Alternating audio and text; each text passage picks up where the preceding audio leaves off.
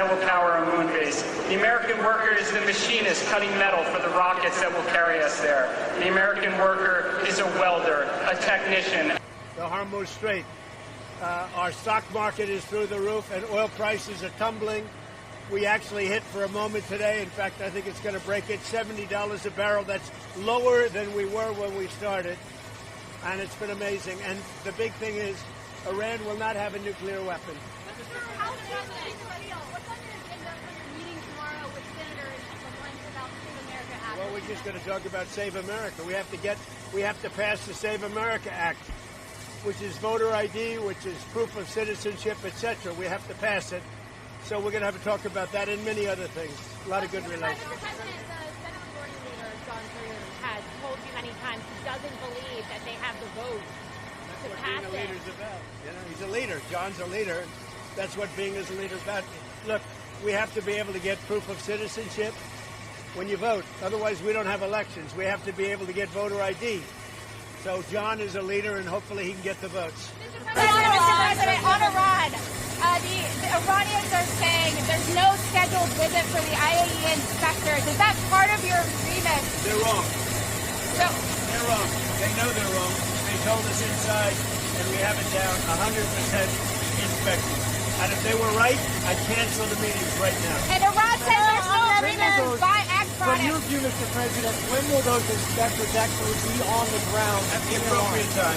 At the appropriate time. There's no rush, but they'll be on the ground at the appropriate time. Sir, on Lebanon, sir, Israeli forces have opened fire in southern Lebanon today, killing 2 people. Are you confident that the ceasefire is still holding in Lebanon?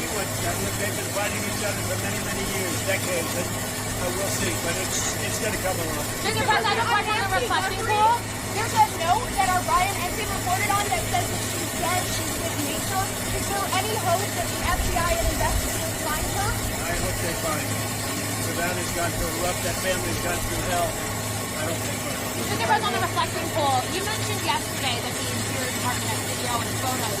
We reached out to them and they haven't shared it with us. Are you going to compel them to release it? They've arrested, I think, 6 people on the reflecting pool. So the reflecting pool looks fantastic. I just got pictures of it. It's beautiful. But somebody went in with a knife and cut it. They cut it up good. And then they cut a 350-foot slip in the form of lots of little slips. The real horrible stuff. And they destroyed the grass. They put a brand new big load of grass out there. They destroyed it. So it's all being fixed. But it's a shame. So I understand 5 or 6 people are arrested. The Interior Department can refer to you. Will they release her? Are you going to ask them to release them? I hear they have 6 people under investigation. Mr. President. Presidents are at high risk using regards to AI because Well, now they're not. You can't get a job. Right now we have the highest job numbers we've ever had in the country, in the history of the country. And I'm just with a couple of the great senators and congressmen. We're talking. It's actually hard to fill the, nobody's ever seen a time like this. We have right now so many jobs that are going to be available. And the biggest problem we have is getting the people. So we're really doing spectacular. In this area, in Pennsylvania, for steel, Eli Lilly just announced billions of dollars worth of plants. We have more plants being built right now in the United States than at any time in the history of our country. Mr. President, what would you say to allies of yours like Senator Bush who've been critical of the Iran deal? Well, I think anybody that's been critical of it has to be educated, even if they're friends of mine. Because we have Iran in a position that nobody's ever had. Nothing should have been done for 47 years by other presidents. And we have Iran in a position where their military has been totally wiped out, their leadership has been wiped out, their radar has been wiped out, everything's been wiped out. They have not a good negotiating position. But despite that, and money that will be taken out of Iran is going to go to our farmers to get corn, soybeans, wheat to Iran because they have a hunger problem, they have a food problem, they have a medicine problem, they got a lot of problems. And they have an inflation. Their inflation now just at 300%. So they have a lot of problems. Mr. President, Iran? So we have a radical left communist elected, I guess, soon to be elected mayor of D.C. DC is now a safe, you people know better than anybody, it's a safe, beautiful city. When I came here, it was unsafe, unkept, horrible city. It was horrible. The monuments and the waterfalls and the statues and everything were graffiti written, hadn't been fixed in 50 years, clean. Now it's beautiful. We did 52 statues, monuments, waterfalls, including the thing that, you know, where the vandals had the reflecting pool, but we'll get that back very quickly. In fact, I will say, this morning I sent people over, they said it looks absolutely beautiful.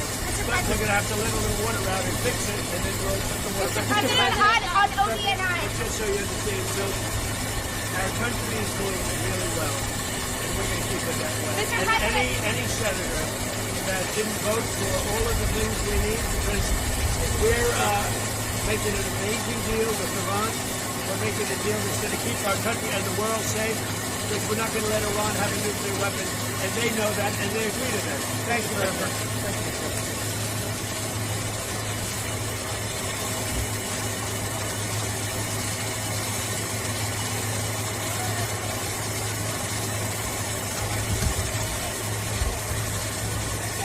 Investing in Pennsylvania and American manufacturing. And thanks to the President Trump's working family tax cuts and all the Republicans in Congress who helped pass it, and no thanks to every single Democrat who voted against it, companies like Mack are saving millions in taxes and able to reinvest that money in new factories, new equipment, new research and development, and more importantly, into the American worker. And that leads for more work for all of you with no tax on tips, no tax on overtime. You're taking more money back home in your pocket that would have otherwise gone to D.C. So to support this surge in manufacturing and help companies like Mack, the Department of Labor is committed to building a workforce system capable of driving these jobs to local American workers and keeping these jobs in your communities. That includes relying on the men and women in organized labor who pass on skills, mentor apprentices, and help train the next generation of craftsmen, technicians, and tradespeople. That's right.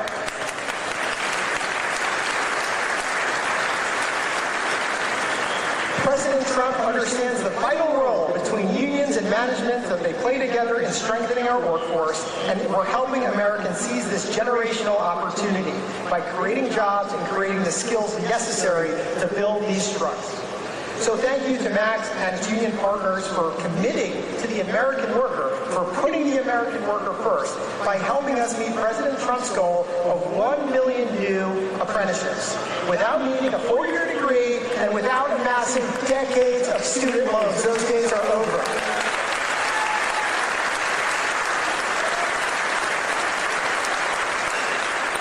We're not relying on college professors anymore to teach. We're relying on the men and women behind you who know the trade, who know American manufacture, and you are to teach the next generation of American workers.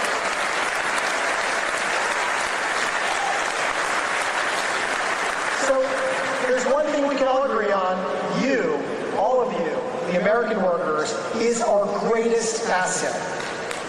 And as your acting Secretary of Labor, I can assure you that President Trump is truly building the workforce for the golden age of the American worker right here in Pennsylvania. So God bless Pennsylvania, God bless the United States, and God bless Donald J. Trump.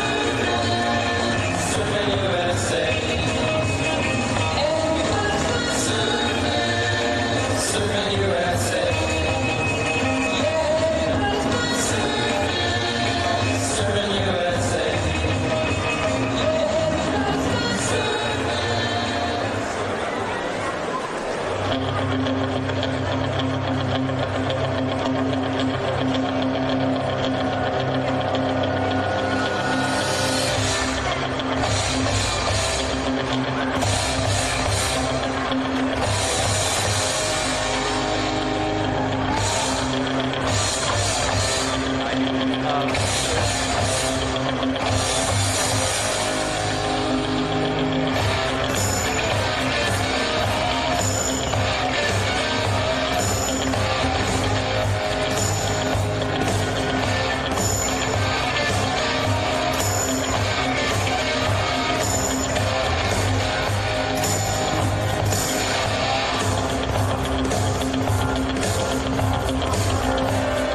up, back on the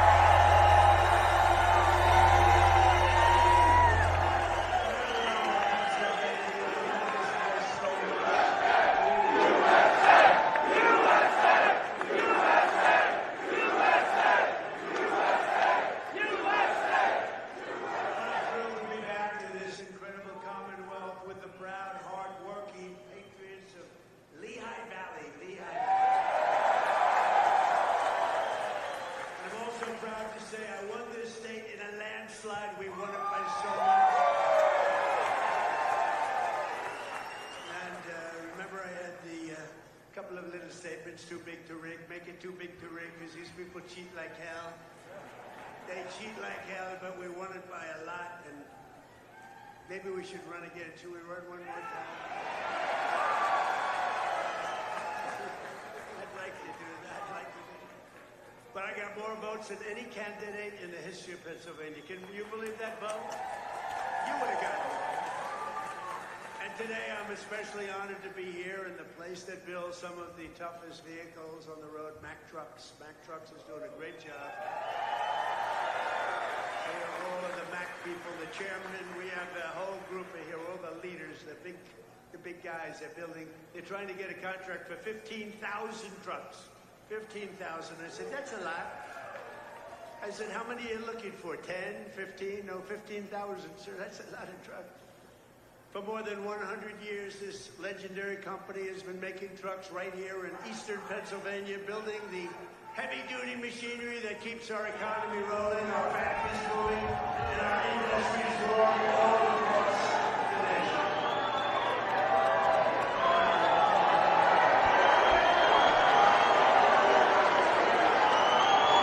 And you are the men and women who put your pride and spirit into those beautiful words, stamped on every Mack truck that said, "Made in the USA." It's made in the USA. Thank the president of Mack Trucks, Stephen Roy, who I just met, who's a great guy, a great patriot, very Republican too, which I like. He's a very strong Republican. Stephen, where are you, Stephen? Stephen. We got to get a certain very talented congressman reelected. You know that. We got to get him. Where are you? Where are you, Mr. Congressman? We got to get you back in. Thank you, and thank you, Stephen. But a very special thanks to every single worker at this fantastic factory. The job you're doing here is incredible.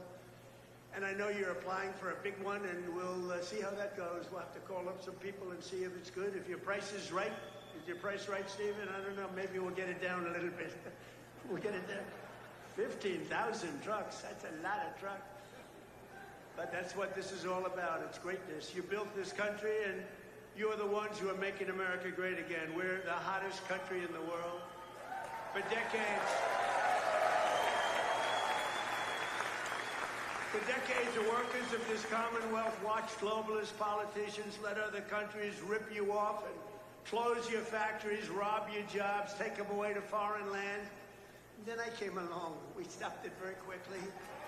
Then we had a rigged election. But they were so stupid, they kept everything going a little bit for us. And what we've done in the last year and a half, nobody's ever seen anything like it. They put America first, they put China first, they put illegal aliens first, and everybody else first but you. But we put you first by a lot. But at long last, you finally have a president who is putting workers first, putting Pennsylvania first, and putting America first. We're doing that, and we're doing it like nobody's ever seen before. And starting on my first day back in office, and this goes all the way back to 2016 too, but right from a year and a half ago, nobody's ever seen anything like this. We're the hottest country anywhere in the world by a lot. But I stood up to the trade cheaters and abusers and violators of the world like no president has ever stood up before. And now I'm standing up again because Iran cannot have a nuclear weapon, if that's okay.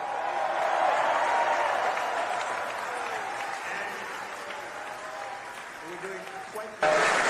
I placed 50% tariffs on foreign copper, aluminum, and steel so they couldn't come in and steal your jobs. And sometimes even more than 100% tariffs. They weren't going to come in from foreign lands and steal your jobs. If they wanted to come in, they pay 100%, they pay 200%, they pay I don't care what it is. They're not going to steal your jobs, okay? And they stop.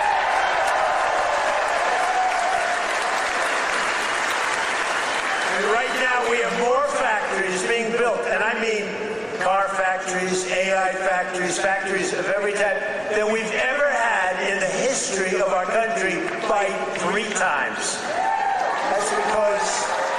That's because they didn't want to pay the tariff.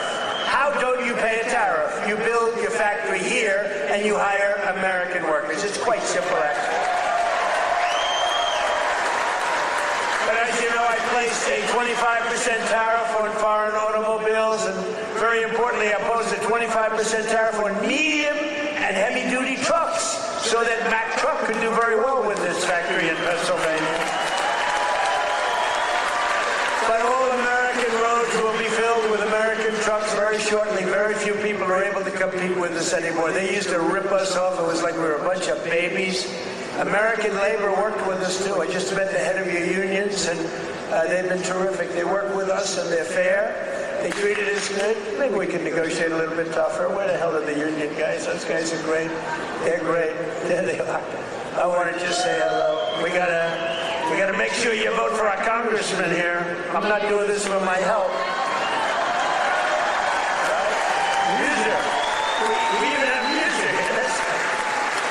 Within a single year of taking office, I slashed trade deficit with China by the largest amount in the history of trade. And we, by the way, have the biggest trade deficit cut in the history of our country, 67%. Think of this. We had a trade deficit. We cut our trade deficit. If you're a president and you cut it by 1%, they say, oh, you're doing a great job. 2%, you're a genius. I cut it by 67%. That's why you have all of these factories being built. They'll soon be opening. They're already opening, but when those factories are opening, I don't know what you're going to do. You're going to negotiate very good salaries, that I can tell you, because they need you. In many ways, they need you more than you need them. American exports to the rest of the world are up by $150 billion. You hear that, Bo? It's not bad. You're going to wrestle a long way to make that. Bo is going to have to win a lot of tournaments to make that money. Think of it, $150 billion up. We never had that. We always have losses. We take in much more than we send out. Now we're up $150 billion, and that's nothing, because when all these factories are opening up, Mr. Senator, what a great senator you have. Did you fight hard? David, did you fight hard? He was with me, I think, every stop. I said, where the hell is David? He's right there, sir. And he's working hard, and he's a great guy, and he's working very hard for you. But a short time ago, we were a dead country. We were laughed at all over the world. We were a dead country. People were laughing. They were saying, what the hell happened to that country? The King of Saudi Arabia said it 2 years ago. I was over there. He said, you know, sir, 2 years ago you were a dead country, and now you're the hottest country anywhere in the world. It's true. And we're hotter now than we were then.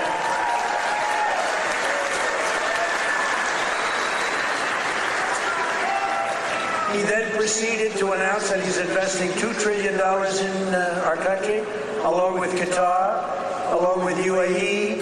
Bahrain is investing, Kuwait's investing, but countries from all over the world, they're all investing in the United States. 2 years ago, they wouldn't even think of it. They thought we were finished. When I went to China 2 weeks ago, I met with President Xi, and we greeted each other, and he looked at me and said, man, do you move fast. Because they thought they had us, but now it's really the opposite. We are doing numbers that nobody's ever seen before. So we had a great meeting. But as you know, we just achieved a historic peace agreement with Iran to end the conflict in the Strait of Hormuz. And by the way, yesterday, 19 million barrels of oil flowed out of the Strait of Hormuz. A very beautiful day.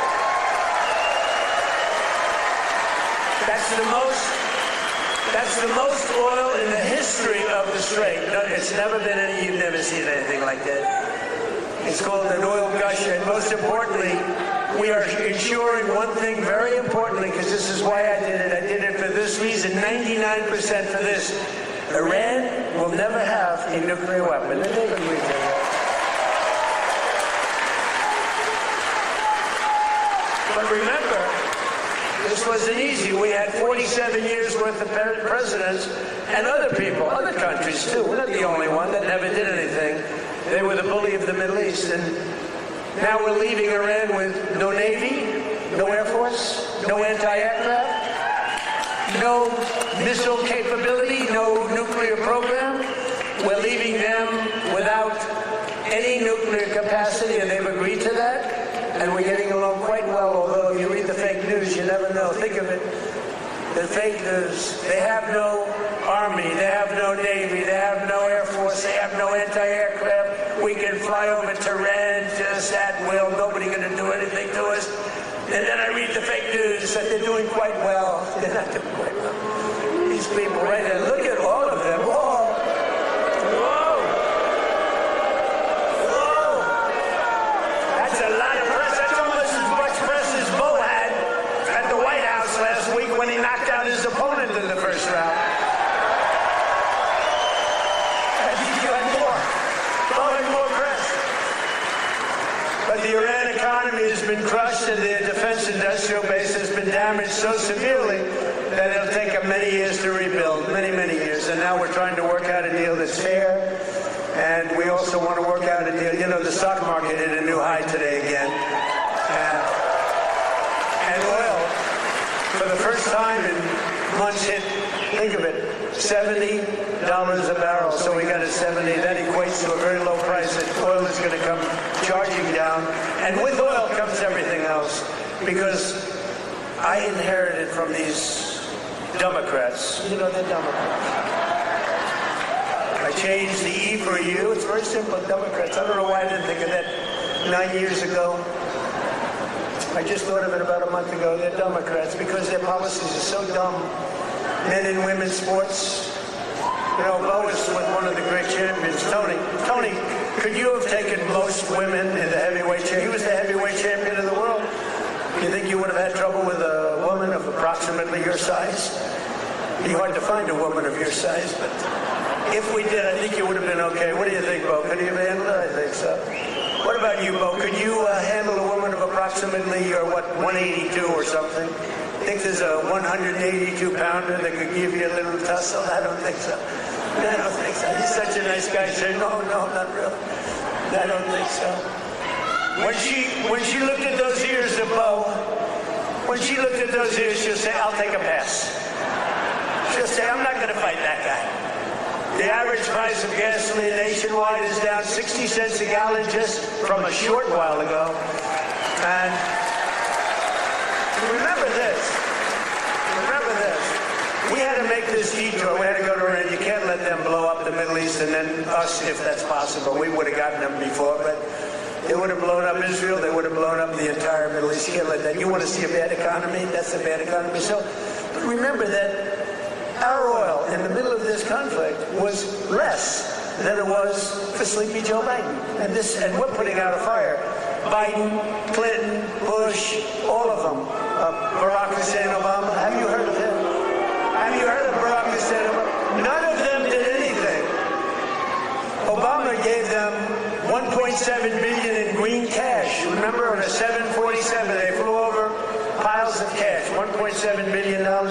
Gave them hundreds of billions of dollars and thought they could bribe them into peace. No, the only thing they understand is what these guys in the front row understand is the hammer. Because if you look at what we did to their nuclear capacity with those beautiful B-2 bombers, that was truly a hammer. In fact, we named it a hammer, Operation Hammer. But our economy is ready to soar to levels the world has not seen before. I believe that, David. I think it's going to levels that nobody's ever seen before. All these factories are being built and they're going to be occupied. They're hiring people now. It's going to be something very beautiful. I don't know who's going to follow me, but remember that I was the one that did it, okay? Somebody's going to walk into office and they're going to have the most successful country in history, and they're going to be bragging what a great job they did. And we did it. In 4 long years of the crooked Joe Biden administration, they got less than $1 trillion of new investments. So think of it, Crooked Joe. What do you like better, Sleepy Joe or Crooked Joe? Ready? Sleepy Joe. Crooked Joe. I'm surprised. I like Sleepy Joe better, but they're both good. I use them both. But in less than 1 year, so they did much less than $1 trillion of investment from outside the world. much less than 1 trillion. We just have the final. We had 11 months and 18, but we just got the final $19.1 trillion in 12 months. Can you believe it? Investment from all over the globe. And since the election, the stock market has set 73 all-time records. In other words, yeah, sit down. We got plenty of time. It's an honor that you all stand. Oh, look who we have, the Wall. Stand up, Wall. Look at this guy. I'm going to get a suit just like that guy. I'll bet he's been to 200 rallies. Him and, where are my guys? Oh, look at my guys, front row Joes. I got these front row Joes.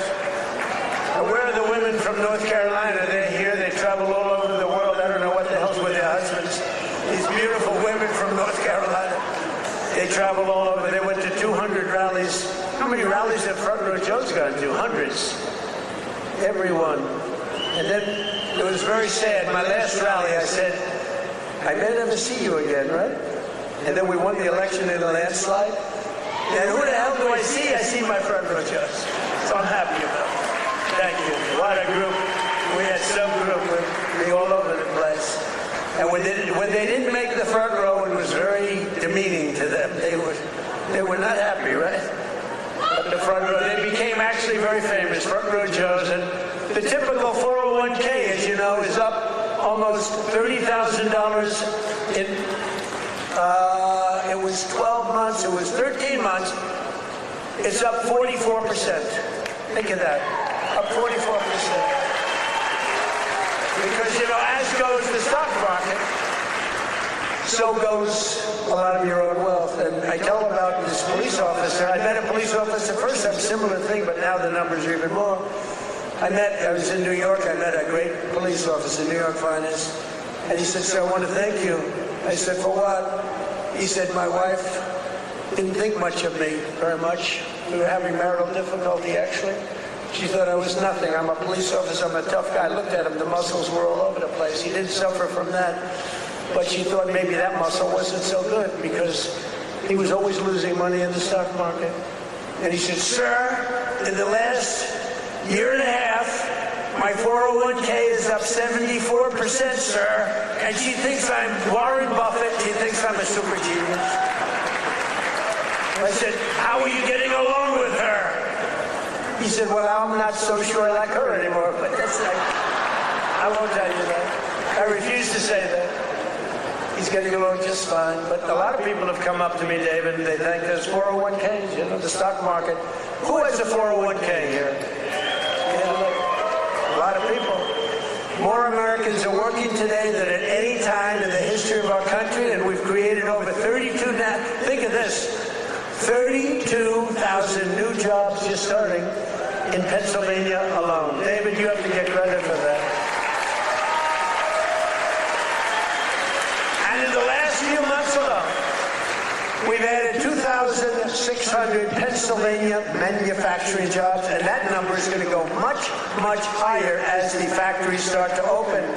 Because right here in Lehigh Valley, Eli Lilly has just announced, great company by the way, drug company, a $3.5 billion investment in a brand new state-of-the-art manufacturing facility right down the road. That's going to create over 1,000 jobs, just that one. Nokia is investing $30 million to expand its semiconductor testing and packaging operations, thousands of jobs. And B. Braun has announced a $20 million expansion of its medical device manufacturing operation in Allentown. I love Allentown. I love any place that votes for me, which is the entire state of Pennsylvania, the entire Commonwealth. Never make the mistake of using the word state. Well, I'm not sure that people care, but the Commonwealth of Pennsylvania voted for us at levels that nobody's ever seen before, David, and you too. And we're proud of you because you had guts. This man had guts. He lost one time to a tough candidate, and he did it again to a tougher candidate. And I tell him, if he didn't win, his wife, who's a beautiful woman, would have left him. I'm telling you. Dina, she would have left him. So he had great courage doing it a second time. He was a very successful guy. He ran, stand up there. She would have left.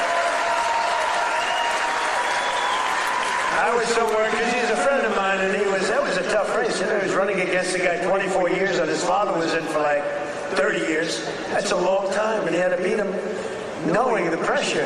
That's called pressure.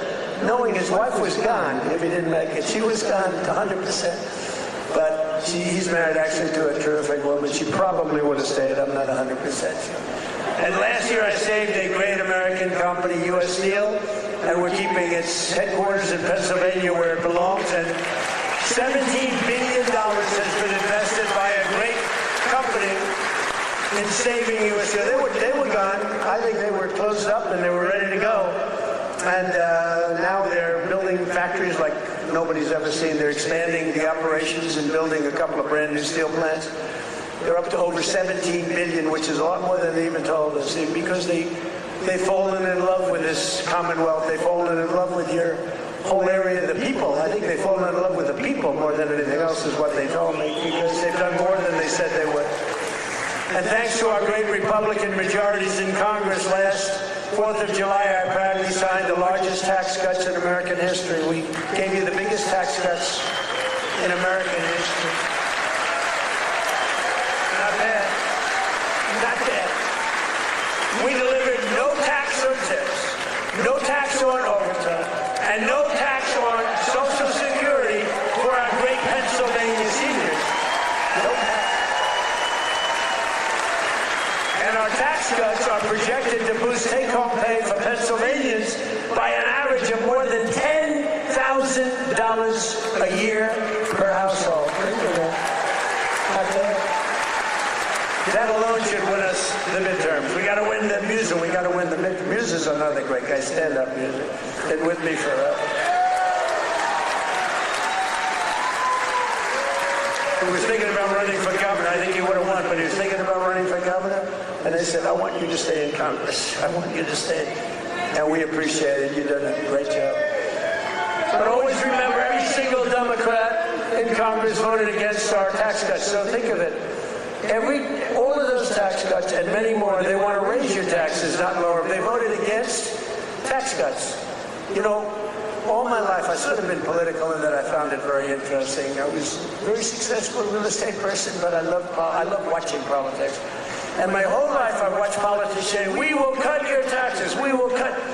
I never heard these people say, we will raise your taxes.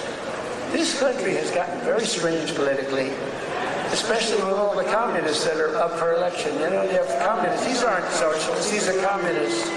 And they're all up. How about the guy in Maine? He's got the Nazi stickers. He's got the whole deal, and they're trying to say so for 8 years, 10 years, they said Trump is a Nazi. Now they can't say that anymore because they have a guy with a tattoo on his chest. Unbelievable. But they voted against no tax on Social Security. They voted against no tax on tips. They voted against no tax on overtime, and if they got into office, you will have all of those taxes and all of that money that you're saving, including the big savings on Social Security. It's going to all be terminated. You're going to have to start paying it. They want to pay it. I don't know what's wrong with these people. They voted in favor of the estate tax or the death tax on your farms and your businesses. You know, farmers and small business people, they love their children. If they love them, it's great. Most of the people love them. Some can't stand. I know people that can't stand their kids. They're not going to leave them 10 cents. But if you love your child, you want to leave your farm, especially from these farmers, it's born in them somehow. They want to have their children on the farm. The children don't want to leave, but sometimes they're land rich and cash poor. You know, I've known that expression too. I've oftentimes been land rich and cash poor. It's not a good period of time. And you die and you have an estate and they tax you at 40, 50, 60%. And they end up losing their farm, losing their small business. And in many cases, you don't read about this, they commit suicide. They actually go out and commit suicide because they're forced off their farm by a bank. They have to go out and borrow money from a bank. And they're forced to go out, borrow the money. They're unable to pay the loan at the bank. Even if it's a nice bank, they give them a chance, they give them another chance, and then they ultimately foreclose, they lose everything, and in many cases, they commit suicide. And I said, we're not going to have that crap go on. So you have no estate tax to pay on your small farm, small business, or your farms, or your businesses. And you can, if you love your children, you can leave your farm or your small business to your child, and they're not going to lose it. If you don't love your children, then don't listen to what I'm saying, because it doesn't matter. If you don't like them, don't leave them anything. The hell with them. They probably deserve it. But think of it, the Democrats voted against the border wall. The border wall gave us the safest border. We have the safest border now in the history of the country.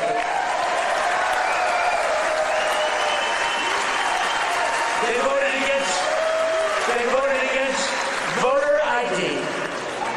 You know why they voted against voter ID? Because they want to cheat. There's only one reason, Mr. Wall, right? Correct.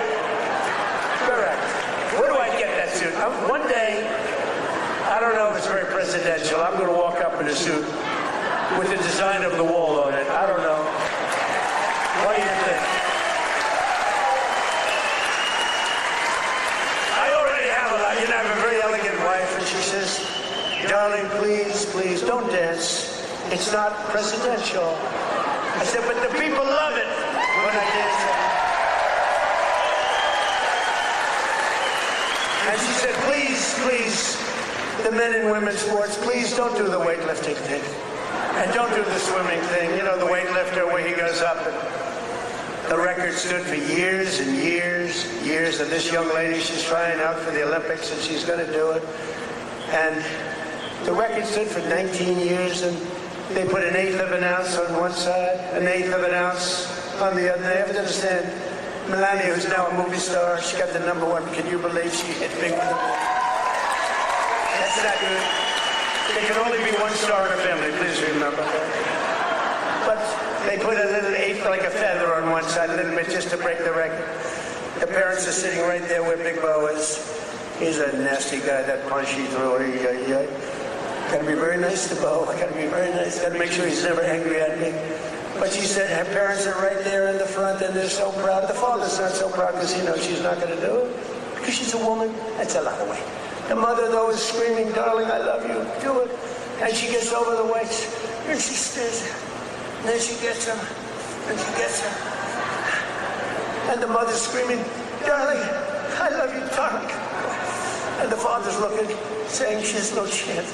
And she's like this, you see it? Drops him. And she's like devastated for the rest of her life. And then a guy comes along who transitioned. That's the term. I've gotten very good at that term. I used to take a lot of heat for my definition of the movement over. But he transitioned. He was a poor, very poor, bottom of the line, male weightlifter. But now he's a female weightlifter.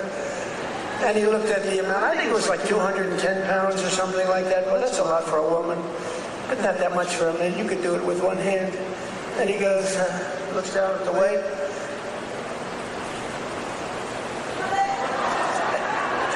I think he did a few things for emphasis. And he won the medal. And everyone said, oh, isn't that wonderful? Are we crazy?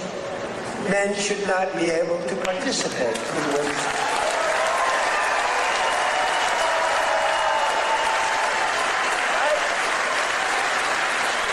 That's a 99%. You ever hear the fake news? They say, that's an 80-20 issue. No, it's not. It's 99-1. You know, I've been doing politics now for 10 years. Not that long, considering I've won 3 elections. You know, so but we did great in the second one. It was a rigged deal. But pretty short. But with all of that, and all of the time I spent speaking to people, they say, sir, could you cut taxes on this? Could you get me a tax deduction on a car loan? I did that. By the way, I did that. If you borrow money to buy a car, you get it. All these things. They asked me for hundreds of things. Not once did anyone ever come up to me and say, sir, please, this is so vital. You have to be able to have men play in women's sports. Please, sir, could you pull that off? I've never had anyone ask me for that. So I say it's a 99-1 issue, not 80-20. The fake news back there, they say, oh, that's a tough issue. But I don't like talking about it because I want them to continue on with that. I want them to continue on with the, you know, they're in favor of the mutilization of your child for transgender purposes, the mutilization of your child. And I would say politically it's a very good thing to run against a person that's in favor of that kind of stuff. So we let them, we don't bring it up during off political seasons, but we have a political season coming up, and they'll be doing all of that nonsense, and they're going to lose a lot of elections. And now if you look in New York, we have all communists running. They're all excited. They're going to win their primaries, but I can't imagine they can beat a normal Republican. So I think it's a good thing, Musa. What do you think? I think it's a good thing. Wouldn't you like to run against somebody like that? Well, Shapiro's not that much better, to be honest with you, but I would. They're all being forced. They're all being forced. A guy like Shapiro, he's going to be forced to the left. Otherwise, he's not going to get the nomination. But they voted against proof of citizenship. Think of it. We'd like to have proof of citizenship. You walk into the voting booth. Would it be okay, sir, if I looked at you and said, how dare you ask me for my citizenship? You know, in California, if you ask that question to a voter, you are criminally liable. In other words, they can put you in jail. If you say, sir, do you have proof of citizenship? They put you in jail if they ask that question. You're not allowed to ask that. Did you know that? It's the craziest thing I've ever seen going on. Hey, did they screw the kid, Pratt? Boy, he's leading, and all of a sudden he's lost. And it was sort of interesting. The election, you ever see an election where they're 2.5 weeks in? An election that takes weeks to count the votes? But after the evening, it looked like he was going to win, or certainly be in the runoff. And then I started hearing rumors as the days went by, days and days went by, that Pratt is fading. He's fading. I said, they rigged the election.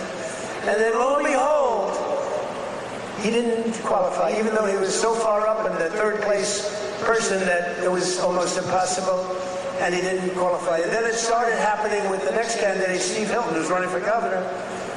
He was up in front, just about leading, no problem. And all of a sudden, about 4 or 5 days after, this is after the election's over, they said, Steve Hilton is starting to lose votes. I said, here we go again. And I called up the U.S. Attorney in California. They said, we're going to have a number in the next week. Next week. I called up the very powerful, very good U.S. Attorney in California, and I said, do me a favor. Take a look. They're trying to steal that election, too. I guess they called up. They said, this is the U.S. Attorney call. We have your great U.S. Attorney here today, by the way, and your assistant U.S. Attorney. They're doing great, David. Thank you. So over the next week, he was definitely going to lose, but the U.S. Attorney called. We wanted to check your votes. About an hour after the call, ladies and gentlemen, Mr. Hilton has won. So had I not made that call, Steve Hilton would right now be watching the election from home. So I don't know. He would have a great chance, but the election's totally rigged. California's totally rigged. All mail-in ballots. It's a disgrace. We got to pass the Save America Act. Okay.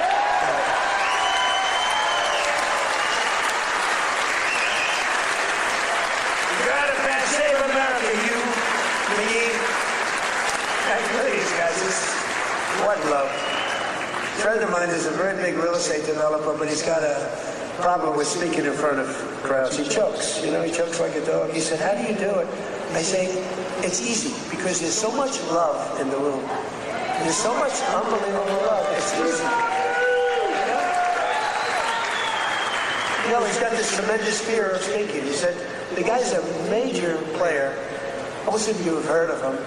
And he's a killer. He destroys people for a living, financially, not physically. Physically, he can barely walk. He's a basket kid.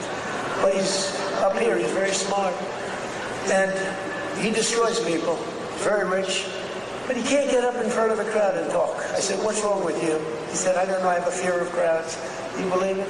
All sorts of people. A lot of people want to do what I did. A lot of people, David did it. David was very successful, but he's a great speaker. But a lot of people, they say, well, Trump became president from being a very successful businessman. He became president. I want to do it too.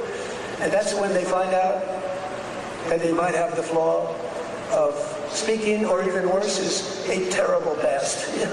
The past will come out to haunt you. It's not an easy thing to do, but I love it. I say it's real easy to do when you have people that love you. I guarantee, who here voted for Trump?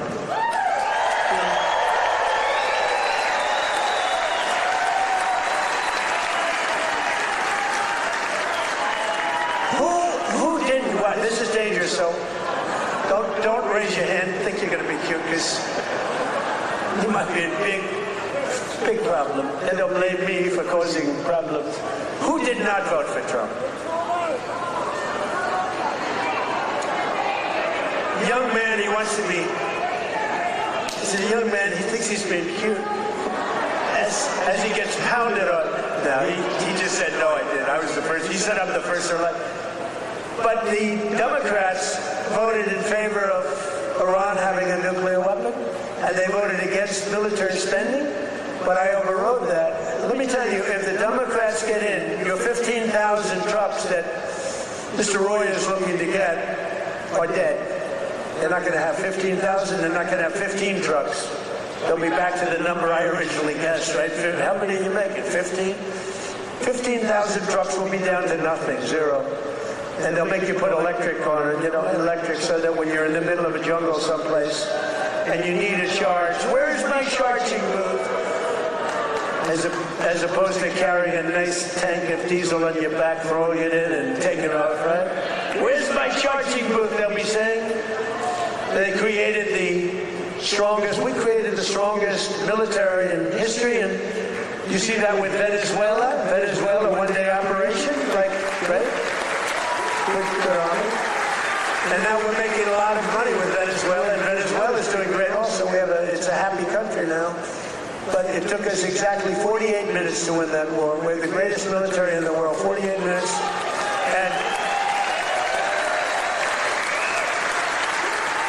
And we paid for the cost of the war, wait till you hear this, 28 times already. More, but 28 times. So the cost of the war, we've already, because we brought millions of barrels of oil out, and we're getting along great. The people running it, they're our people, they're great people, and the people are happy in the country. They have smiles, they were miserable, they were starving, but they have a lot of oil under that ground. You know how you find oil in Venezuela? Just look at the ground. You'll see oil bubbling up. They have so much oil. They don't know what to do with it, but they had a bad system. They're making more money now for the country than they've ever made before, and we're making a lot of money too. But also Iran, we knocked them out. 1 week it was essentially militarily over. Much bigger country, 91 million people. And much different ideology. The ideology of the Muslims is slightly different than the ideology of the Catholics. We have the Catholics and the Muslims, slightly different. But Venezuela's been great, and Iran's been great. I mean, if Iran's reasonable, they're smart. Otherwise, we'll have to finish the job, which will take about maybe less than a week. But they're going to be okay, I think. They're going to do what they have to do because we want to have it done. But they voted against lower energy prices, the Democrats did, and then they went on to create the highest energy prices that we've ever had in the history of our country. People don't realize that. Much higher than ours during a war. They had the highest inflation in history. The highest inflation in history, they say 48 years, but that's sort of history as far as I'm concerned. And they were absolutely terrible on affordability. Remember, I got here, my first day, the fake news is screaming at me, what about affordability? I'm only here 1 day. Remember, eggs were up about 5 times higher than they ever were? And we have prices are coming down right now at levels that you've never seen. And now with oil crashing, you're going to see something really amazing. And to top everything else, they let 25 million people into our country, many of them criminals and thugs and people from mental institutions and drug dealers. They even let 11,888 murderers into our country. Murders, 11,888, more than 50% of which have killed more than one person. And I've gotten the worst of them out. We've gotten them out, Tom Homan and our whole group of people.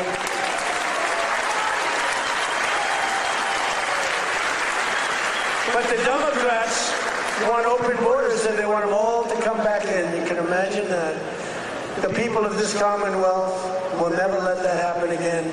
What they allowed to happen to our country, we can never allow to happen again. As an example, the war with Russia and Ukraine would have never, ever started if I were president. We can never let elections get rigged again. But we're pleased to be joined today by one of those Pennsylvanians who's benefiting from the historic tax cut, Sergeant Sam Elias, with the Bethlehem Police Department. He's a great guy. Sam works the night patrol so that he can help his wife take care of their 6 beautiful children during the day.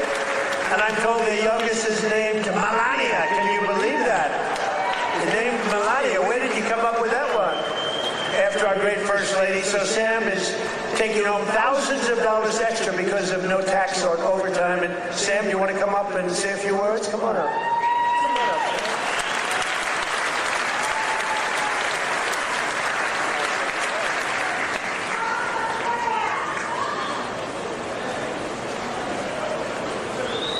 Thank you. Good afternoon, everyone. I'd like to express my appreciation to President Trump. I can tell you the Working Families Tax Cuts is a policy that helps my family. Hard work should pay off, not get punished with higher taxes.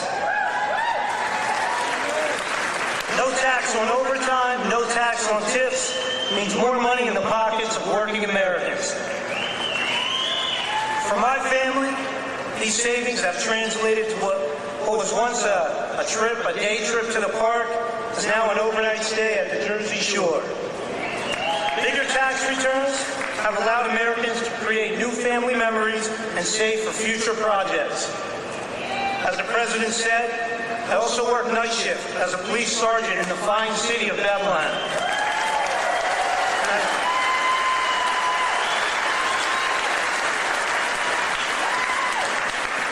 A shortage in police recruitment has left our department depleted of officers. Our officers get called out for overtime to cover these shortages. Some pay periods, officers are working over 40 hours of overtime. That's why I'm grateful for no tax on overtime. Thank you, Mr. President.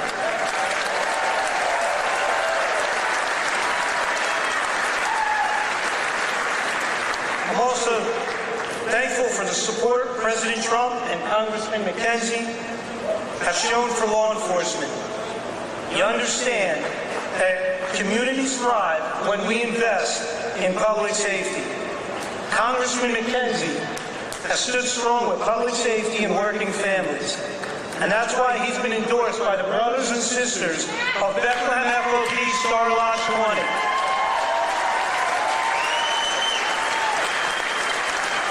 Congressman Macungie has been on the front lines in supporting public safety. He secured $700,000 for the Bethlehem Police Department for much-needed technology and equipment upgrades at our police department, along with bringing home $1.6 million in funding for volunteer firehouses and infrastructure. Thank you, Congressman.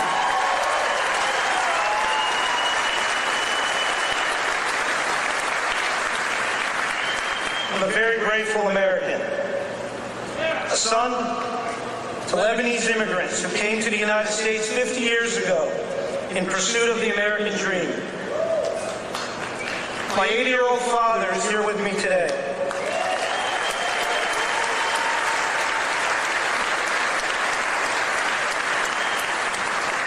He would often tell me, work hard and it'll pay off.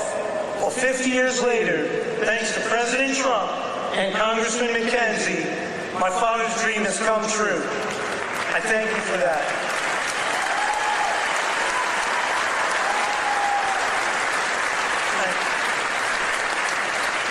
Additionally, thank you to President Trump and your entire administration. After more than 50 years, the Lebanese people finally have an American ally who advocates for a sovereign and independent Lebanon, governed by the Lebanese people. Thank you for that. Mr. President, you have the support of almost 20 million Lebanese people worldwide.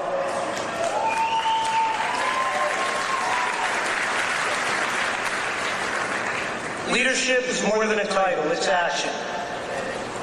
I'm grateful for the actions coming from President Trump and Congressman Ryan Macungie. Your actions have prioritized the American dream. Less taxes, safer communities, and America First policies. I thank you, President Trump. Happy belated birthday, and happy birthday to the United States of America. Thank you, and God bless.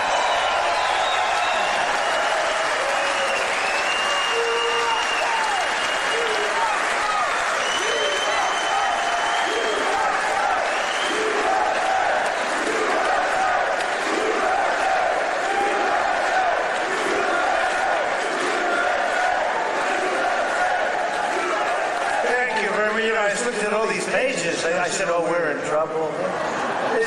But you know what? That was good. That was a good job. I was a little worried when I saw the pages of the page. Very good. Great job. Sam, where's your father? Hello, Bob. How are you? Got a good boy. Got a good boy. Yeah. Taking care of your people. So our administration is also delivering one historic win after another for another group that works a lot of overtime, and that's our great auto workers. We have a lot of auto workers in here today. Just as I promised, the UAW workers, and we did great with them. You know, Republicans, I don't know, for whatever reason, they don't do like I do. But in the campaign, I ended Biden's insane electric vehicle mandate, that crazy mandate, which meant that in a short while, all cars had to be all electric, and many of them would be built in China and others in foreign countries all over the world. That's what was going to happen, and I stopped that. I ended it in my first week in office. I ran on it. And you know what? If you like electric cars, I think that's great. I wouldn't say Elon was thrilled with what I did, but he understood that.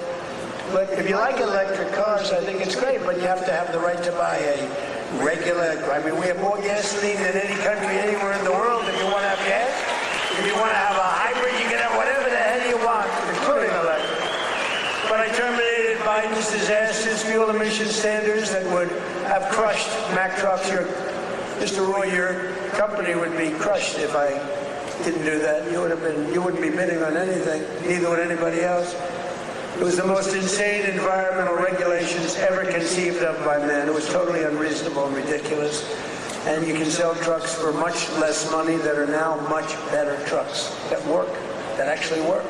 And we made interest on auto loans, fully tax deductible, but only if you buy a car that is made in the USA. Otherwise, we're not interested.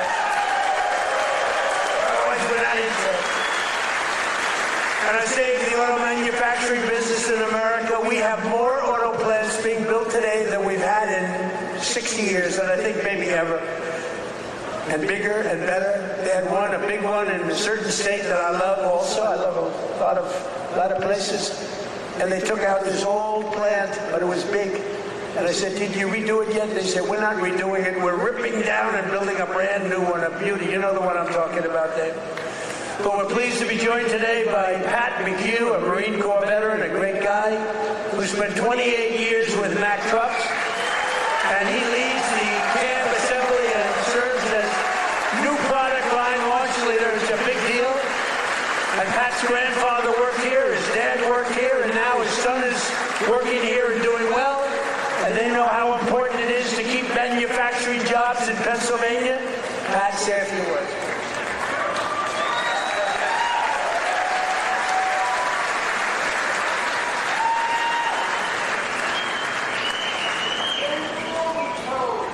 Wow. Good afternoon, Mr. President. It is a profound honor and privilege to have you here with us today to help celebrate the upcoming 250th birthday of our America.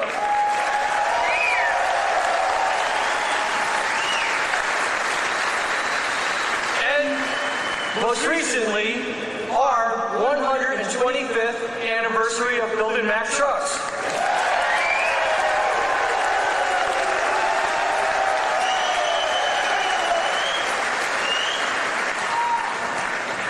My name is Patrick McHugh Jr., and I am a proud Marine Corps veteran.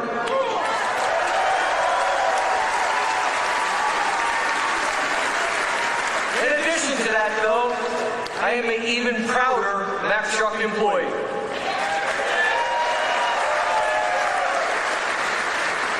Standing here with me today is my father and my son, both Mack Truck workers. Together, they have a combined 78 years working experience building the greatest trucks on earth.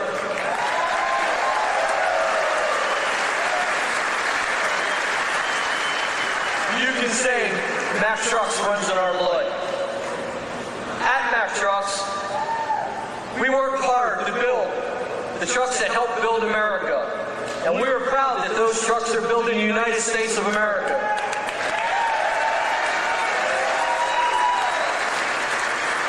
Along with our UAW colleagues, we're open for business, and we're producing the best quality trucks we ever have. On behalf of our entire team, we warmly welcome you to our plant, Mr. President, home of the finest trucks in America, built by the most skilled and dedicated workforce in the trucking industry.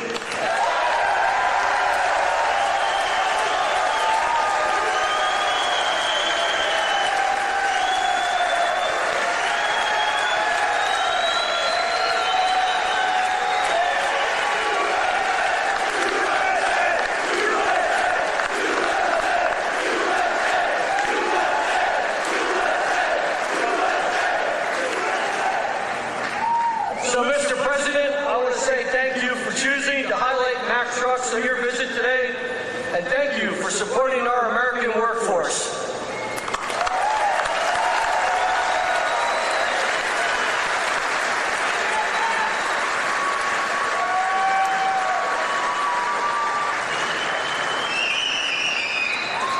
Thank you, Pat.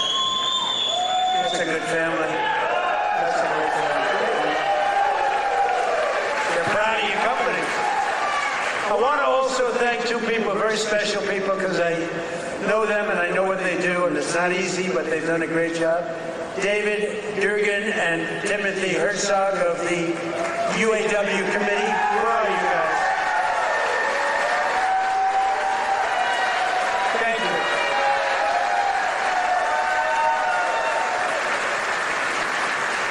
They do a good job representing you. Ease up just a little bit so they can get the contract. Just a little bit. Thank you, fellas. Get this congressman elected. That's what you got to do. But we're pleased to be joined also by Labor Secretary Keith Sonderling. Keith, where are you, Keith? Where's Keith? Hi, Keith. Good job. Is he treating you guys good? Is he all right? He better treat you good. A very special guy, somebody that everybody wanted. I have to tell you, everybody wanted him. He's some person who was actually an astronaut. He went out, he made a lot of money because he's smart, and he's now the NASA administrator. You saw that rocket 2 months ago up and go around the moon in record levels, the furthest any ship has ever flown, and come back, and he's working very heavily on the moon, but what he's done with NASA is amazing. And he's a very special person and a brilliant one, Jared Isaacman. Jared, thank you.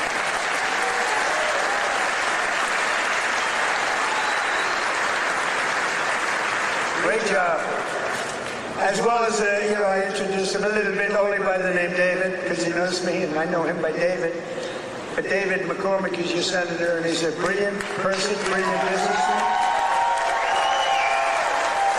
And he loves the Commonwealth. He loves Pennsylvania, and this is where he wanted to be, and he had a rough fight.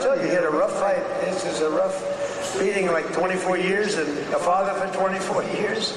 And I don't know, I said, are you sure you know what you're doing, David? But you won, and you won easily, and I'll tell you what, you have a great senator, one of the best in the country, so I just want to thank you very much.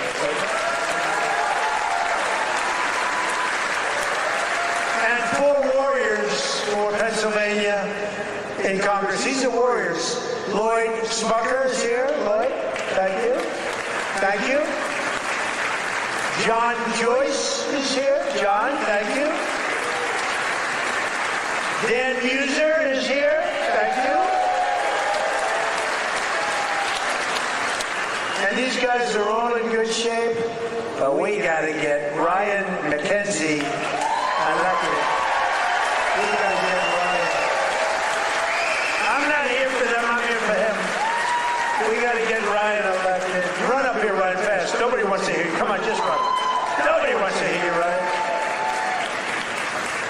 Do what David did. He'd go up for 1 minute. Thank you very much, everybody. It's nice to be here. And everybody thought he was the greatest speaker.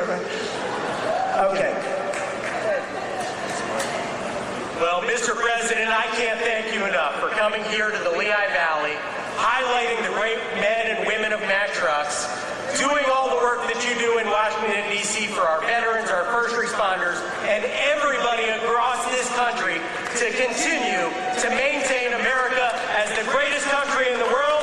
You are the president that is fighting for all Americans. Thank you for being here.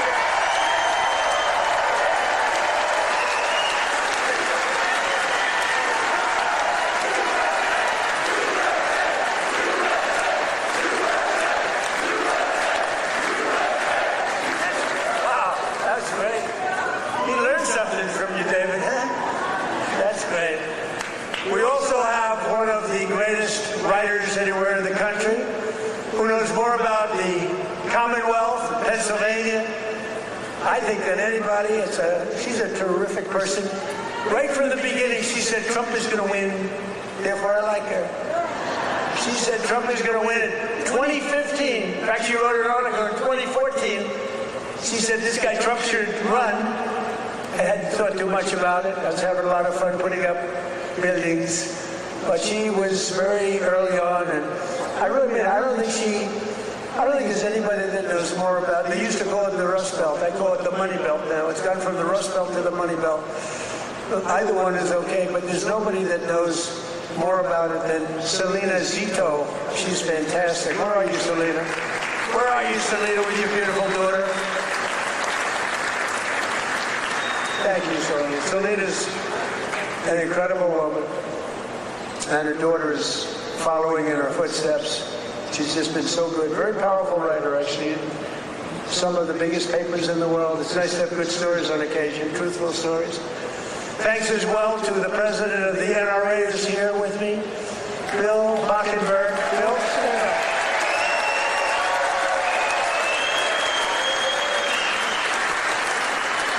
And they always give me their endorsement because I saved the Second Amendment, and you think it's easy. On occasion, it was not easy, right, Bill? But we did it. We did it with your help. And we're doing a couple of other things, working with you and your people. But I think you've done a fantastic job. The NRA, everybody, they really have been. They've been with me right from the beginning. And Bill asked me would I support the national right to carry legislation. How do you feel about national right to carry?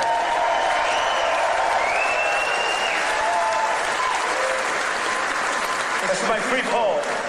You know what that is? That's a free poll. I don't have to pay $300,000 to somebody that doesn't even do polling, you know? You give your phony numbers. See, those are real numbers. National right to carry. Yeah, we're working on it.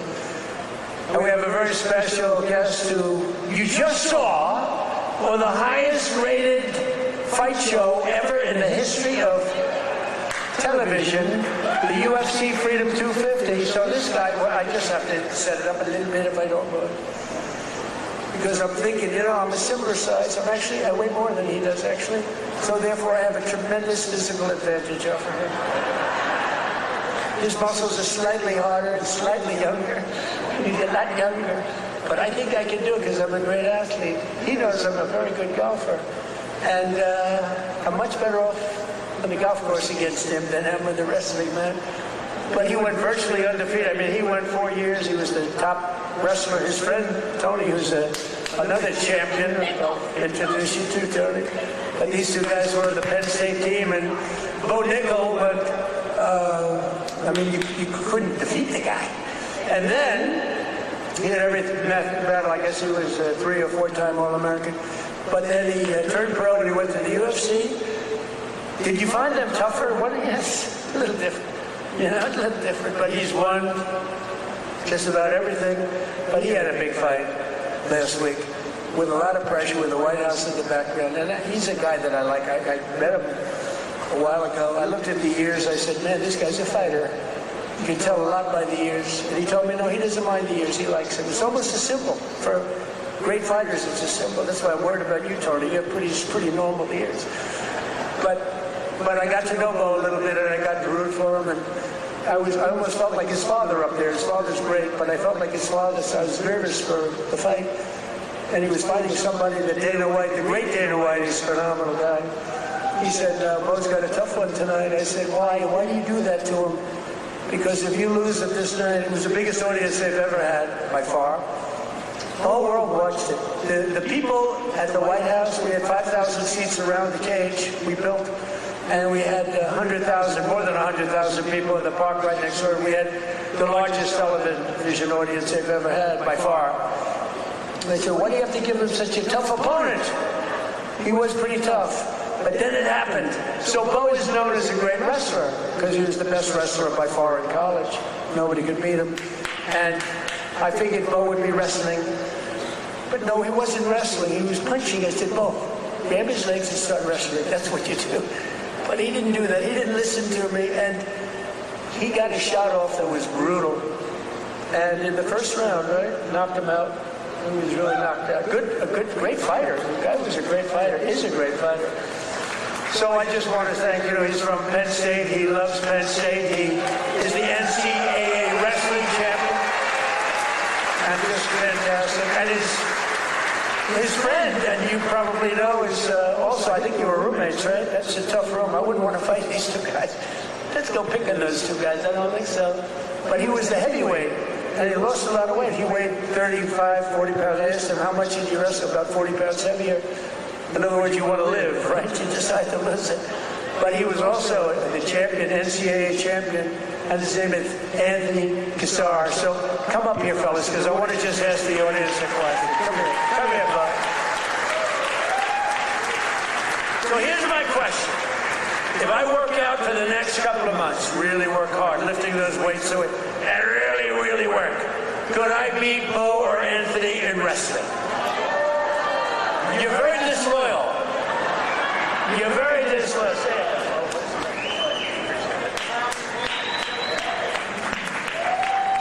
Wow, what an honor to be here. I think walking up here, I was almost as nervous as the fight, but it feels like a fight. Yeah, it feels like it, but this is exciting. I'm grateful to be here with everybody. So grateful to President Trump for making an event that, in my mind, never seemed possible to happen. UFC Freedom 250 on the White House lawn. Unbelievable.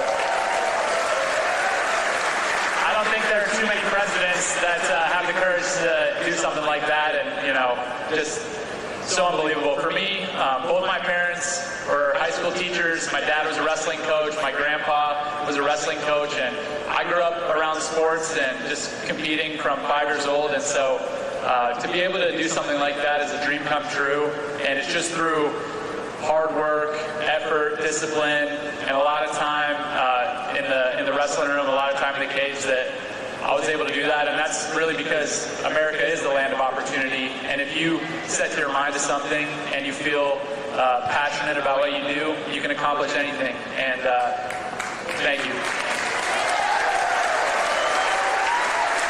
I don't want to take too much time, but I want to tell a quick story about the first time I met President Trump. It was in 2019 at the White House, and our team and I won the Nationals, the NCAAs, and at Penn State we are.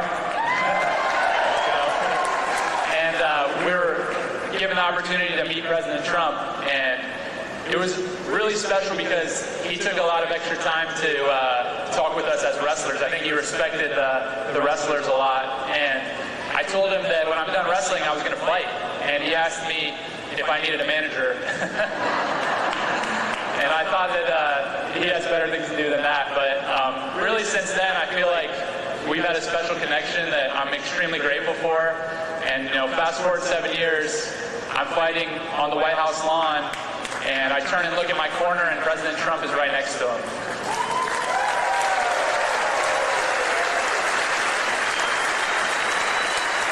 So it really felt to me like he was in my corner. I know that was something that was just so special, and I feel like just incredibly grateful. And overall, the whole week of the experience, everything, the word that kept coming to mind and the emotion that I kept feeling was gratitude. And I'm grateful for President Trump, grateful for all my friends and family and supporters, and I'm grateful to be an American, and it's the best country on earth, and God bless you all.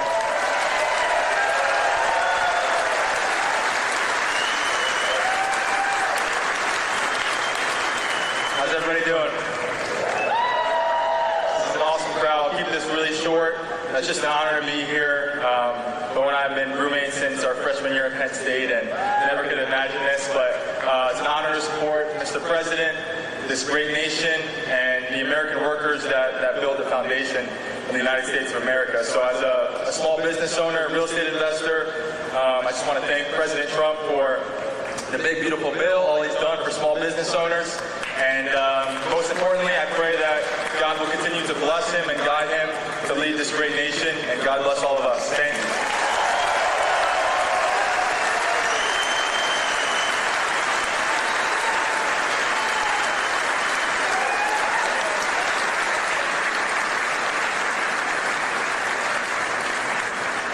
Two great champions, that's great. It's good to have them here too. We have a lot of champions in the audience. These are two very special people. When you do that, I was saying to myself, you know, going into that ring and you got all these people, we had the richest and the biggest politicians, we had the biggest of everything. You couldn't get a ticket. The tickets was on for some crazy numbers, I heard. We gave them away to everybody, but somehow some got out. And I was saying that's a tremendous amount of pressure. And you're fighting the toughest people on earth. I mean, these are the strongest, toughest men on earth. No women in the crowd, but which is nice. But these are the toughest men on earth, and it's tremendous pressure. And you know, the muscles, you got the muscles, you guys, you got the big strong muscles, but you got this muscle too, because it takes much more than just the normal muscle to win those matches. I mean, the strategy and the genius that goes in. It is a genius. A lot of people wouldn't understand that, but there's a genius. There's a genius in sports, but there's a great amount of courage and power that you have that a lot of other people don't have. So congratulations, really great job. Great job. Good job, you. In everything we do, we're once again fighting for the people of Pennsylvania, and that includes our amazing Pennsylvania oil and gas workers. And I ended last administration's war on Pennsylvania energy, and I signed an order to drill, baby, drill. That's what we did. And you helped. The United States is now the #1 producer of oil and gas on earth, larger than Russia and Saudi Arabia combined by a lot. Look at that. Who would have thought that? We were in 4th place. Now we're larger than, that doesn't include Venezuela. Include Venezuela once because it's essentially should be included. I also ended the war on clean, beautiful Pennsylvania coal. In fact, in my administration, you're not, because you know coal was dead. China uses it, other countries, very successful countries use it. The unsuccessful countries use wind, those beautiful windmills that blow round and round and don't do anything except cost you money. Every time it goes around, you lose $10. It's supposed to make money with energy, not lose money. No, wind is every country that's using wind is a disaster. Every country that's using our beautiful substances from underground are doing very nicely, thank you. But in my administration, you're not allowed to say the word coal without preceding that word with the words clean, beautiful. So you say clean, beautiful coal. And I have Secretary of the Interior, Doug Burgum, who's fantastic, and Chris Wright, and they made a speech about coal, and they mentioned coal like 50 times in the speech. It's all about coal. And they kept saying, clean, beautiful coal, clean, beautiful coal. I said, no, it's enough. It's enough. But we're not allowed to use the word coal without saying, because what they can do with coal today is amazing. It is clean, it is beautiful, they can clean it. And it's a very powerful form of energy. And if you look at China, they're building 57 coal plants. There are big monster plants all over their country. And then we're not supposed to do that? No, we're doing that. Clean, beautiful coal. We've invested over $1 billion to save dozens of coal mines. We've saved them. They were ready to close, and some had closed. And more than 100 coal power plants, including the Keystone and the Conemaugh generating stations, right here in Pennsylvania, as you know, are really moving now. They're employing a lot of people. They were all getting ready to close up. They were essentially closed. We're working hard to lower the cost for all consumers, and we want powerful energy. Under my administration, the most favored nation agreements on drug prices that we just did are delivering the largest prescription drug price cuts in history, with numbers like 400, 500, and even a 600% reduction from where it was. Think of that.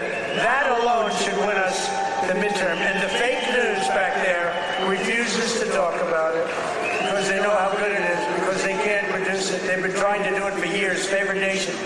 We paid the highest drug price in the world by far. As an example, for the fat drug, which Bo and Tony don't need to take, but a lot of people are taking. Who takes the fat drug? So in New York, think of it, it was costing a fortune. Many, many times it was costing $1,300, and in London it was $87. And a friend of mine who's extremely fat, sloppy, but very brilliant. He's a brilliant businessman, but he's a slob, there's no question about it. Very neurotic person, which you need sometimes to be successful. But he called me up, he used to call me Donnie. Donnie! Now he calls me Mr. President. That's a sign of great respect. But he said, President, I just came over here and I won't say it was Epic or whatever the hell it was, but I bought the fat truck. I said, I didn't know you used it because it's not working. And I use him as, he's begging me not to use his name, so I won't, but he's a very successful, he's actually a pretty well-known guy, brilliant business guy, worth a lot of money. And he checked, he just, you know, he said, well, how come in London I just sent out and I'm paying $87 and in New York I'm paying $1,300? I said, because that's the way the prices are rigged. And it's rigged, the whole world is rigged against us. And I said, but you know what? You brought it out better than anybody could bring it out because I've been looking at it. They all said it was impossible to do. And I went to the drug companies. I said, well, it's not going to be any more. You're going to raise their price a little bit. You're going to lower ours a lot because the world is bigger than us. So it really worked that way. And they said, well, we'll do it. They were very unhappy, but they knew I wouldn't get it from the countries because you had to get it from the countries. Then I went to France. I said to a very nice man named Emmanuel Macron, I said, Emmanuel, you got to raise your prices on drugs. Of course I will not do that. Why would I do that? Because it's unfair. We're paying 10 times more than you. And you're going to have to raise them a little bit, and we're going to drop ours a lot. He said, no, I will not do that. I said, yes, you will. He said, I will not do that. I said, yes, you will. We're putting a 100% tariff on all wines and champagnes coming into the United States. He said, yes, I will do that. Okay.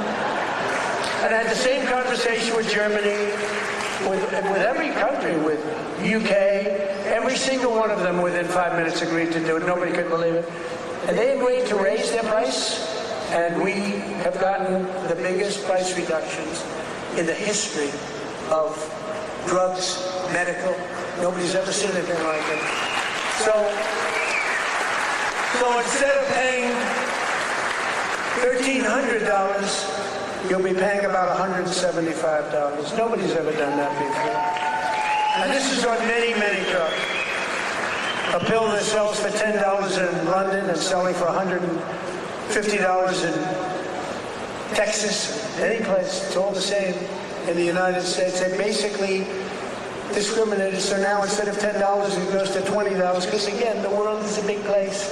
And we would bring ours down to 20, from like 150 down to 20. This is the kind of price reductions you're getting. Go to Trump.com, by the way. And I didn't name it. That was Bobby Kennedy that did it with Dr. Oz. Everyone thinks I named it. I did not name it, but that site is really good.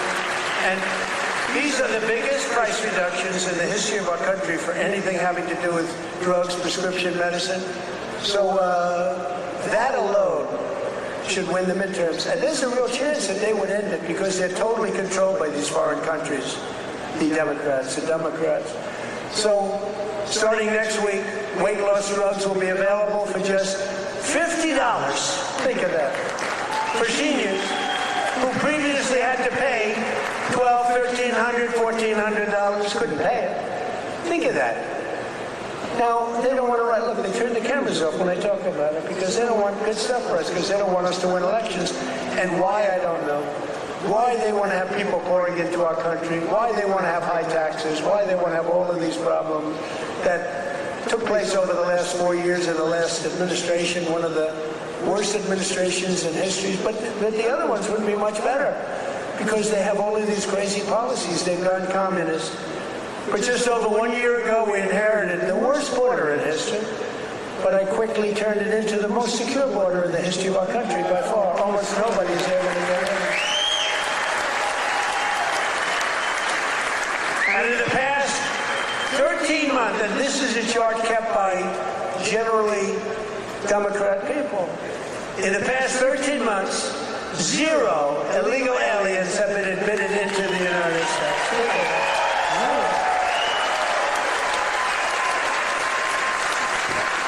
And even I find that hard to believe. But it's 0. I mean, they'd love to have it be high, but we can't do that. We have a country, and we're going to run it well. We don't want to have prisons released into our... Some of these countries were emptying their prisons into the United States of America through the southern border. Prison population. Some of the countries had no prison population left. You know what that says them? Some of them had no mental institutions. The mental institutions were taken. All of those people were taken to our southern border and allowed to just walk freely into our country under Sleepy Joe Biden and his group of thugs. Their group of real thugs. Weaponization, that's all they're good at. Weaponization and cheating on elections. In 2025, we achieved the largest drop in the murder rate ever recorded in the history of our country, despite the fact that we haven't gotten all of these criminals out of our country. We had the lowest since 1900, that's 125 years ago.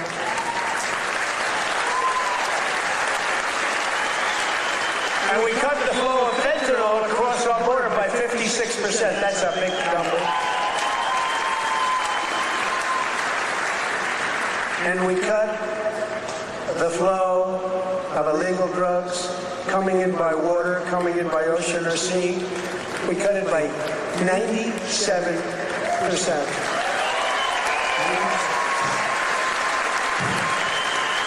97%. It's very drastic, but people aren't traveling that way too much anymore. What we're able, we have the most powerful. I built the military in my first term. We used it in my second term, more than I thought, but we have no choice. We have no choice. But think of it, we cut fentanyl. For years they've been interdicting. They've been grabbing boats, bringing them in, putting them in court. They go out by the same night, they're back, sending drugs by the ocean, by the Gulf, by the sea.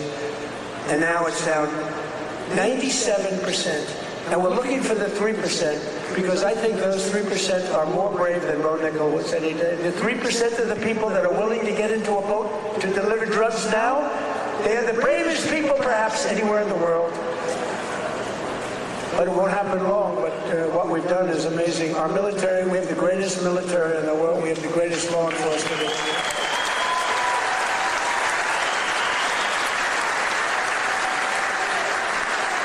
And we have the highest number of recruiting. So a year and a half ago, it was headlines. Nobody wanted to join the military, the Army, Navy, Marine. Nobody wanted to join any of them. Air Force, Space Force, I love Space Force, Coast Guard. Nobody wanted to join any of the military. They had tremendous recruitment problems. And even it carried over to the police. They have great police here. The police and the fire departments. Nobody wanted to do anything with the name America, anything with the uniform. And today, we have the highest recruitment, the most successful recruitment. Every single slot is filled. And that includes, they want to be policemen, and they want to be firemen and women. So we went from the least successful in our history, David, to the most successful in the history in terms of recruitment. It was very embarrassing. A year and a half ago, 2 years ago, and it all happened from November 5th. That's when we won the election. From November 5th on, everybody wants to be a soldier. Everybody wants to be in the Army, the Navy, the Marine. They want to fly the jets in the Air Force. The Coast Guard is hot. Everything's hot. And of course, Air Force. You know, I started Air Force. That was a part of the Air Force. The Space Force was part of the Air Force. I said, no, it's got to be separate. Got to do its own thing, and it's become. So we were in third place 4 or 5 years ago, and I put it in. We were losing to China and to Russia, and now we're totally ahead of both of them, like at numbers that they can't believe. Space Force could end up being one of your most important. To stop the massive theft of taxpayer dollars, including millions of illegals, we've launched the war on fraud, led by our great Vice President, J.D. Vance. Great job. Smart guy. We ended Medicaid for illegal immigrants, and we redirected $50 billion to make the largest investment in rural health in the history of our country, hospitals and everything else in the rural areas. And with the help of our Republican majorities in Congress, we will defend our jobs, our factories, our safety, and we will defend our borders like never before. We will crush violent crime, impose harsh new penalties on dangerous repeat offenders that shouldn't be in our country, crack down on Marxist prosecutors and judges, and we will immediately end the most dangerous thing that's ever been put into our country from the standpoint of law enforcement. Is called no cash bail. You kill someone, you go to the judge, they let you out, then you kill somebody in the afternoon. It's crazy. That was the beginning of crime. We will pass the great health care plan to stop all payments to big insurance companies and give the money directly to the people so they can buy their own health care, which will be much better care at a much lower cost. And we will pass the Save America Act to protect our sacred American elections.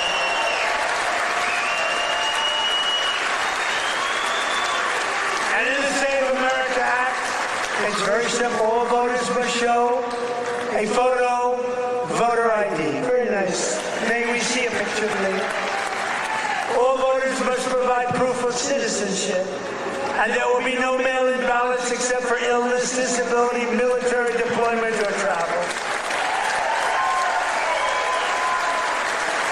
And we will also, in that same bill, enshrine in permanent law no men in women's sports and no transgender surgery for our children. So together with the help of patriots throughout Pennsylvania and all across the land, we will make America powerful again. We will make America wealthy again. We will make America healthy again.